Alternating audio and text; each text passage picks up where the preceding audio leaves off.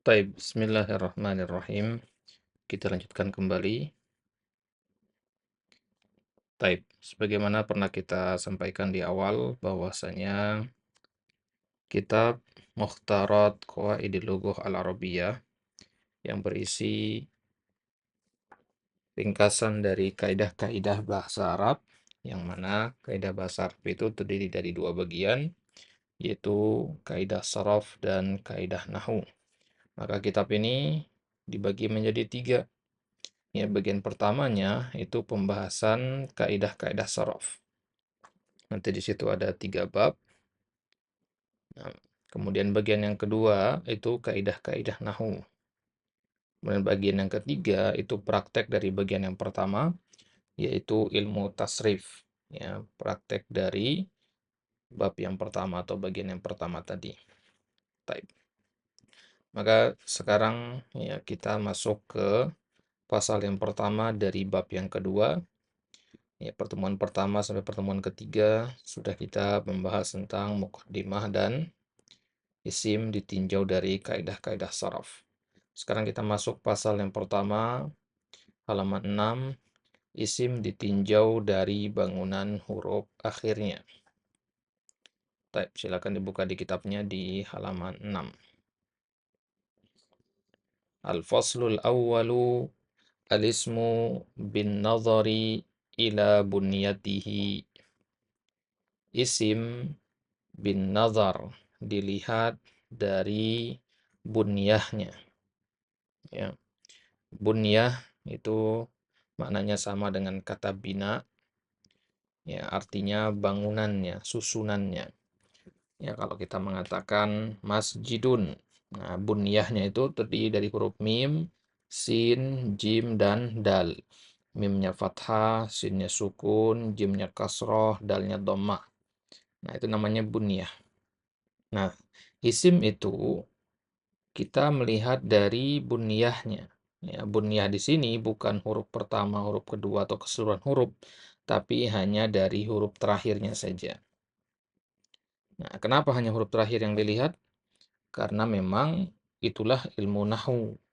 Ilmu nahu adalah ilmu yang mempelajari harokat akhir dari sebuah kata. Nah, jadi ini pembagiannya berdasarkan nahu ya, meskipun juga dibahas dalam ilmu sharaf nantinya. Baik. Jadi pembahasan ini adalah pembagian isim berdasarkan huruf akhirnya apa. Nah, perlu kita pahami sebelum masuk ke sini bahwasanya huruf itu ada dua, ya. Huruf itu ada dua dalam bahasa Arab. Ada namanya huruf yang sahih dan ada namanya huruf yang mu'tal atau huruf illah. Nah, jadi yang pertama namanya al-ahruf atau al-huruf ya, as-sahihah. Kemudian yang kedua ada namanya ahruful illah. Baik. Huruf-huruf illah itu ada 3, alif, wawu, dan ya. Nah, selain alif, wawu, dan ya, itu masuk ke bagian yang pertama, yaitu al-huruf as-sahihah. Ya, al-huruf as-sahihah. Berarti ya ba, ta, sin, jim, dan seterusnya, itu semua dinamakan al-huruf as-sahihah. Baik. Maka secara normalnya, secara umumnya, bisa kita bagi isim itu berdasarkan huruf terakhirnya. Apakah dia huruf sahihah ataukah huruf illah. Ya. Nah, jadi kalau dia berakhiran huruf sahihah, namanya isim sahih. Nah, kalau dia berakhiran huruf illah, ya maka namanya dibeda-bedakan nanti. Kalau dia berakhiran huruf illah alif, namanya ini. Berakhiran huruf illah waw, namanya ini. Kemudian berakhiran huruf illah ya, namanya ini. Nah, itulah yang akan kita bahas sekarang di sini. Nah, jadi kalau ada yang bertanya nanti, isim itu ada berapa? Ya, maka kita tanya balik. Berdasarkan apa dulu? Kalau berdasarkan huruf terakhirnya, huruf sahih kah atau huruf illah, maka isim dibagi menjadi 4.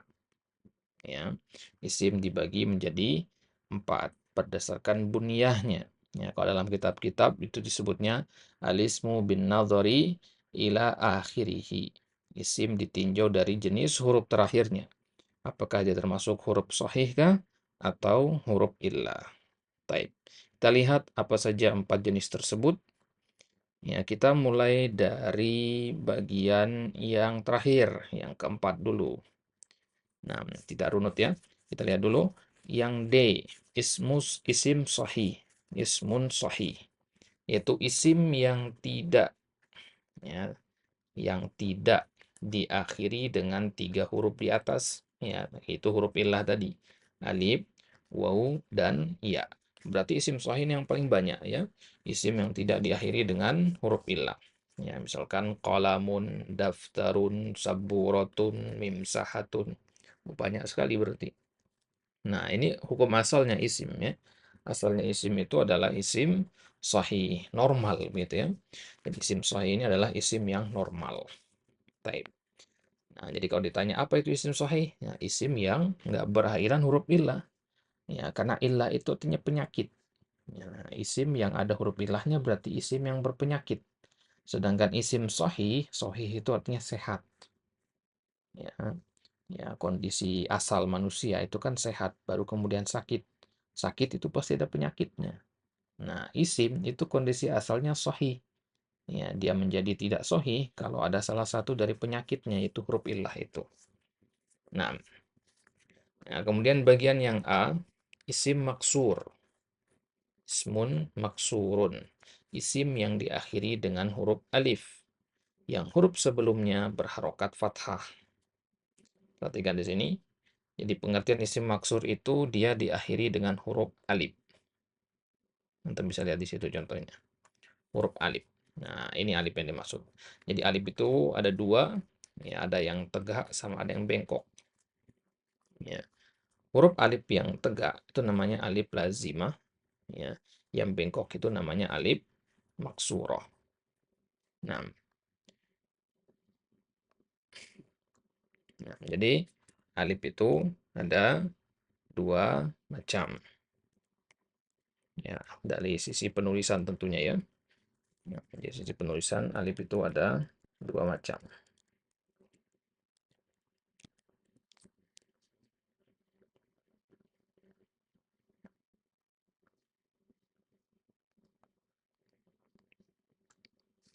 Yang tegak, ya, alif yang tegak itu disebutnya al-lazimah. Alif al-lazimah. Contohnya misalkan kita mengatakan al-asa, ya. Ini alifnya alif lazimah. Kemudian yang bengkok itu namanya alif al-maksurah. Ya, misalkan kita mengatakan an-najwa. Nah, kalau dari sisi pengucapan sama-sama bunyinya A kan? Ya. Ini kita baca A, ini juga dibacanya A. Nah, kenapa? Karena huruf sebelumnya fathah dia. Ya, itu shad. Kalau di sini wa. Nah, jadi dibacanya A. Nah, kalau di Al-Quran ini harus dibaca dua harokat, yaitu dengan mat tabi'i, ya, alif lazimah dan alif maksurah ini. Ya, al-asa, an-najwa gitu ya. Nah, perhatikan alif maksurah ini. Alif maksurah itu mirip dengan ya ya. Kalau ya itu ada titiknya. Ya, begini. Kalau alif maksurah nggak ada titiknya. Jadi di Al-Quran banyak kita temukan nanti ya, yang nggak pakai titik. Nah, itu berarti alif sebenarnya. Lebih tepatnya alif maksurah. Baik. Yang huruf sebelumnya berharokat fathah. Nah, jadi isim maksur itu syaratnya adalah huruf sebelumnya berharokat fathah dan nggak mungkin nggak fathah. Ya, nggak mungkin nggak fathah karena nggak mungkin bisa kebaca jadinya. Baik. Ya, di antara contohnya di sini perhatikan ada kata ad-dunya. Di situ ada alif lazimah. Kemudian sebelumnya ada huruf yang berharokat fathah yaitu ya. Al-mustashfa ada huruf alif. Ya, sebelumnya berharokat fathah itu fa. Al-mustafa, ya. al-'asha, al-fata, al-huda. Ini semua berakhiran alif dengan dua jenisnya tadi, maksurahkah atau lazimah. Nah, sekarang kenapa kok kita harus bagi berdasarkan hal ini? Ya, kenapa enggak? Ya, kenapa kok penting gitu pembagian ini? Nah, kita katakan normalnya kata benda itu berakhiran dengan harokat, fathah, dhammah atau kasroh. Harokat yang tiga itu. Ya. Masjidun, masjidan, masjidin. Itu huruf terakhirnya apa? Dal. Harokatnya apa? Ya, fathatain, dhammatain, kasrotain. Fathah, dhammah, kasroh. Nah, sekarang ad-dunya. Apa huruf terakhirnya? Alif. Harokatnya apa? Sukun. Al-mustashfa. Huruf terakhirnya apa? Alif. Harokatnya apa? Sukun. Nah, ini letak ketidaknormalannya ya. Kenapa kok dia berakhiran sukun? Bukankah harokat itu menjadi tanda i'rab ya, menjadi tanda i'rab. Jadi Muhammadun, Muhammadan, Muhammadin, yaitu maknanya beda-beda ya. Kalau Muhammadun sebagai pelaku, Muhammadan sebagai objek, kalau Muhammadin kalau ada huruf-huruf jarnya. Nah, kalau al-mustashfa sekarang, gimana sekarang ini? Karena huruf terakhirnya nggak ada harokatnya, nggak ada domah, fathah, kasrohnya. Nah, itu letak ya permasalahannya di sini. Kenapa kita perlu mempelajari pembahasan isim maksur ini, gitu. Nah, ad-dunya nanti kita pelajari di pembahasan-pembahasan selanjutnya ya. Sekarang kita berkenalan saja dulu dengan istilah-istilah ini. Ad-dunya artinya dunia atau sesuatu yang di bawah dari kata dani, daniun, ya dana yadnu, al-mustashfa, al-mustashfa artinya rumah sakit, al-mustafa artinya al-mukhtar, nah, yang terpilih, isim maf'ul dari kata istofa yastofi, ya. Al-asa artinya tongkat, al-fata artinya pemuda, al-huda artinya petunjuk. Nah, itu isim maksur. Kemudian yang B itu isim mangkus. Isim mangkus. Kalau isim maksur itu diakhiri dengan alif, itu huruf ilah yang pertama, maka isim mangkus diakhiri dengan huruf ilah yang kedua, yaitu ya. Nah, ya, diakhiri dengan huruf ya. Yang huruf sebelumnya berharokat kasroh. Kalau alif sebelumnya fathah. Kalau kasroh, kalau iya huruf sebelumnya pasti kasroh. Karena ya sukun itu kan bunyinya i ya, maka kasroh lah harokat yang paling pas di situ. Misalkan pada kata al-murabbi, ya baknya di situ kasroh kan, ya kemudian ya-nya sukun. Nah ini namanya isim mangkus. Ya, al-murabbi, ar-ra'i, al-musalli, ad-da'i, al-qadi, al-hadi. Nah, ini namanya isim-isim mangkus. Taib. Al-murabbi. Al-murabbi maknanya adalah yang mentarbiyah. Ya, yang memelihara sesuatu namanya murabbi atau yang merawat atau yang mengajar. Ar-ra'i, penggembala atau orang yang memimpin. Al-musalli, orang yang salat. Ad-da'i, orang yang mengajak. Al-qadi, ya, seorang qadi, seorang hakim. Al-hadi, seorang pemberi petunjuk. Nah, kemudian di antara catatan tambahan khusus untuk isim mangkus ini, isim mangkus ini ya memang dia berakhiran ya sukun ya, ya sukun. Ya, kalau isim maksur tadi kan berakhiran alif sukun ya. Nah, tapi ada kaidah tambahannya dia kalau isim mangkus ini. Isim mangkus ini kalau dihilangkan ya huruf ya-nya, maka dia berubah menjadi kasrotain. Ya, perhatikan kata al-murabbi di sini. Al-murabbi akhirannya ya sukun ya. Tapi ketika dihapus alif lamnya, maka dia menjadi ini. Murabbin. Ya. Jadinya murabbin. Ya, padahal nggak ada huruf jarnya, tapi tiba-tiba kasroh. Nah, kasroh yang ada di bawah huruf ba itu adalah perwakilan dari ya yang dihapus. Karena ya itu kan bunyinya kasroh ya, sama dengan kasroh, sama-sama i. Gitu. Maka Ya, kasroh yang ada di bawah ba di kata murabbin ini sebenarnya itu adalah penanda perwakilan dari ya sukun yang dihapus. Nah, begitu juga kata ar-ra'i. Kalau ya sukunnya kita hapus, maka dia akan menjadi ro'in. Nah, jadi bukan karena adanya huruf jar dia menjadi ain gini ya. Ya, memang karena aturannya seperti itu pada isim mangkus. Nah, di sini dikatakan apabila alif lam dihilangkan dan huruf terakhir tidak berharokat fathah, maka huruf ya juga dihilangkan. Huruf ya juga dihilangkan, lalu huruf sebelum ya tadi dikasrotain. Nah, jadi kan murabbin ya di situ. Murabbin. Nah, huruf sebelum terakhirnya ro di situ sekarang kan. Nah, jadinya ro sekarang, bukan ba lagi. Ya, karena ya-nya sudah dihapus kan. Nah, maka akhirnya ro ini ya tetap fathah dan ba tadi yang tadinya dia itu ya kasroh setelahnya ada ya sukun sekarang menjadi kasrotain ya.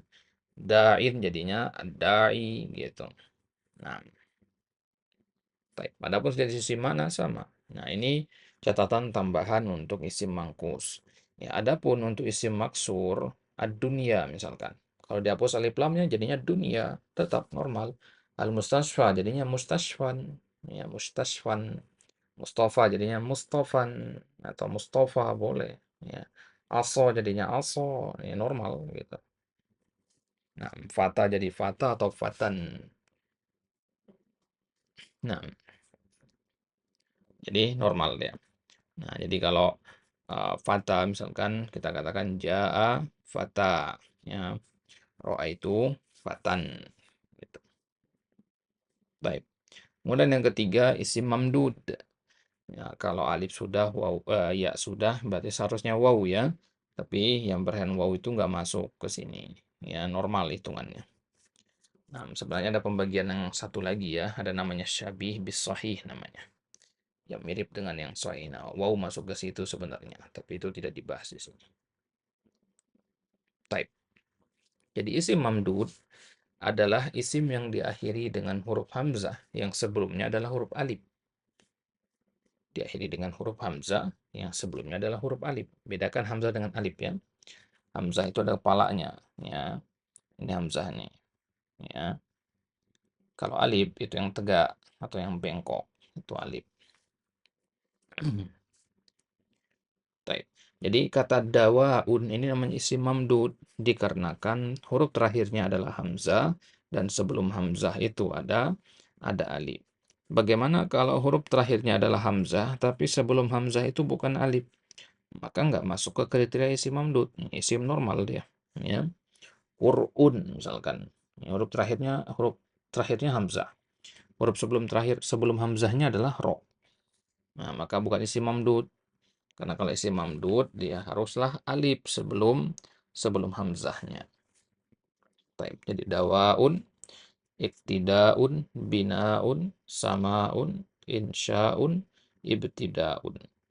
Nah, dawaun artinya obat, iktida artinya ittiba, ya, mengikuti. Binaun artinya bangunan, ya, kekokohan. Samaun artinya langit. Insya'un artinya insya, pembuatan. Ibtida artinya permulaan. Ya, koreksi sedikit di kata insya ini seharusnya pakai hamzah di sini ya. Di i-nya nih, insya. Karena dia masdar rubai. Ya, pakai hamzah qata seharusnya. Baik. Itu dia pembahasan singkat tentang pembagian isim berdasarkan huruf terakhirnya. Dibagi menjadi 4, maksur, mangkus, mamdud, dan sahih. Nah, jadi yang normalnya namanya sahih, yang berakhiran alif namanya maksur, berakhiran ya namanya mangkus, kemudian berakhiran alif, ya berakhiran hamzah ditambah sebelumnya ada alif, namanya mamdud. Mamdud itu dari kata mad ya, dipanjangkan artinya. Karena huruf terakhirnya panjang bacanya ya. Bina ya kan panjang ya. Sama insya. Nah, yang ini kalau dalam ilmu tajwid dan dikenal dengan nama mad jaiz atau mad wajib. Nah, Kemudian ada tadi kata qalamun artinya pena, daftarun buku tulis, saburatun artinya papan tulis, kemudian mimsahatun artinya penghapus. Nah, ini namanya isim sahih semua. Baik. Kemudian sini penulis membawakan latihan. Ya, pisahkan isim-isim di bawah ini menurut bangunannya masing-masing, kemudian masukkan dalam tabel yang tersedia. Ya, kita diminta untuk mengelompokkan di sini. Ya, mabniun masuk ke kelompok yang mana, musalla kelompok yang mana, marma yang mana, begitu ya. Baik, sekarang kita jawab sama-sama latihan ini. Baik, kita mulai dari mabniun. Ya, mabniun. Ini berakhiran ya, ya sukun. Ya, afwan, berakhiran ya bertasydid. Nah, kemudian huruf sebelumnya adalah kasroh. Nah, ini masuknya ke mana? Nah, mungkin antum akan menjawab mangkus karena berani ya. Tapi bukan mangkus, dia masuk ke sohi. Nah, afwan, ini Anda tulis ke mangkus, sebenarnya adalah sohi dia. Kenapa? Ya, karena dia berakhiran ya bertasydid, bukan ya sukun. Nah, baik. Kenapa? Karena tetap kita baca mabniun. Ya, kalau dia mangkus harusnya bacanya mabnin. Ya, karena nggak ada alif lam di situ kan.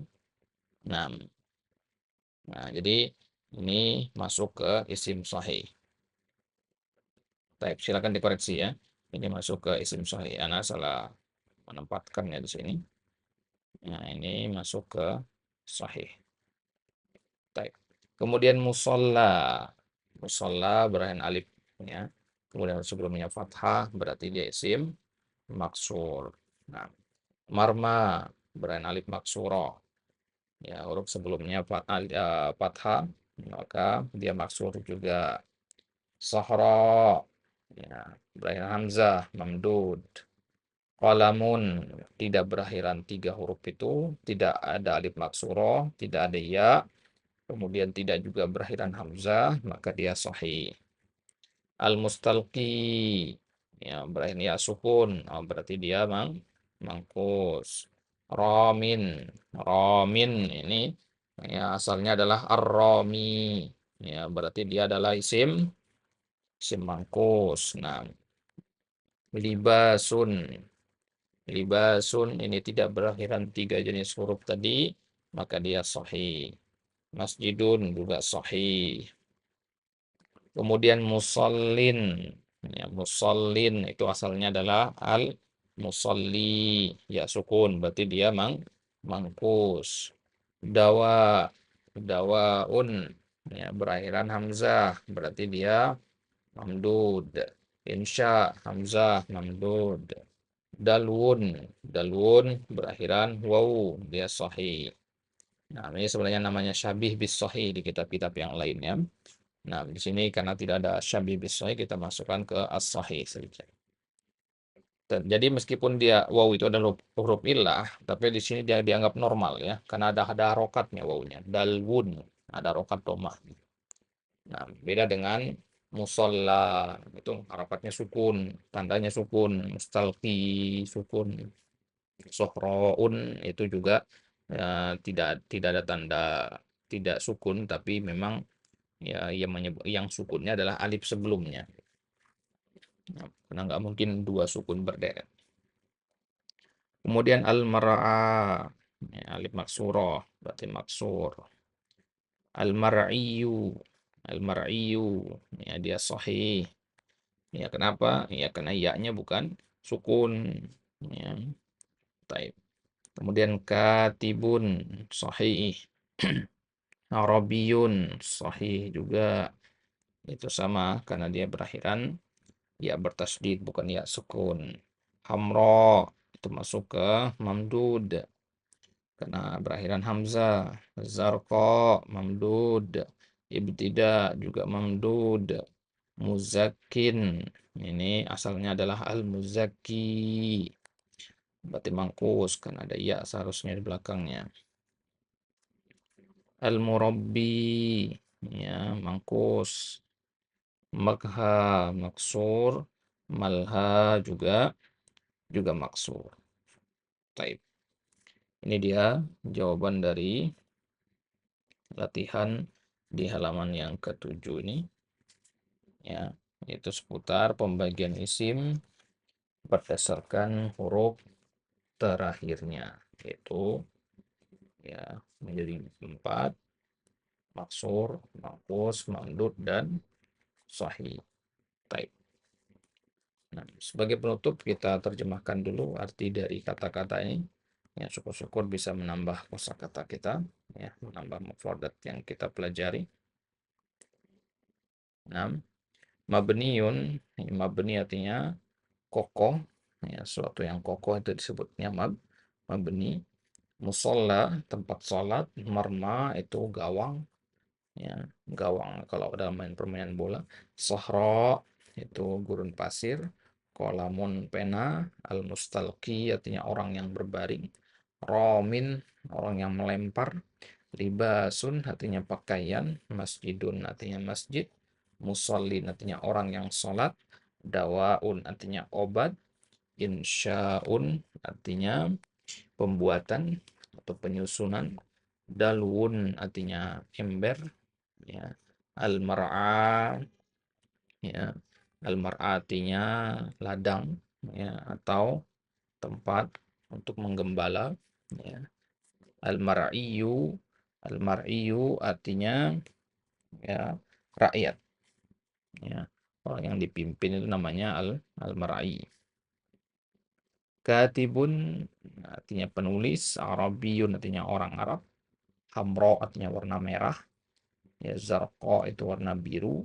Ibtidaun artinya permulaan. Muzakkin atau al-muzakki artinya orang yang membayar zakat. Nah, muzakki kalau orang yang puasa kan soim, ya, membayar zakat namanya muzakki. Murabbi orang yang menterbiah. Makha artinya warung kopi, ya, tempat minum kopi. Al-malha, ya, sesuatu yang berisi hal-hal yang melalaikan. Malha itu sesuatu yang melalaikan, ya.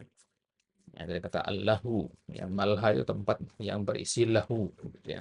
Diskotik, pub, bar, ya, ya, tempat-tempat yang berisi hal-hal yang melalaikan, yaitu sebutannya al-malha. Baik. Ada gua insyaallah taala di pertemuan selanjutnya kita lanjutkan pembahasan pasal yang kedua, masih pembagian isim berdasarkan nau'nya, ya.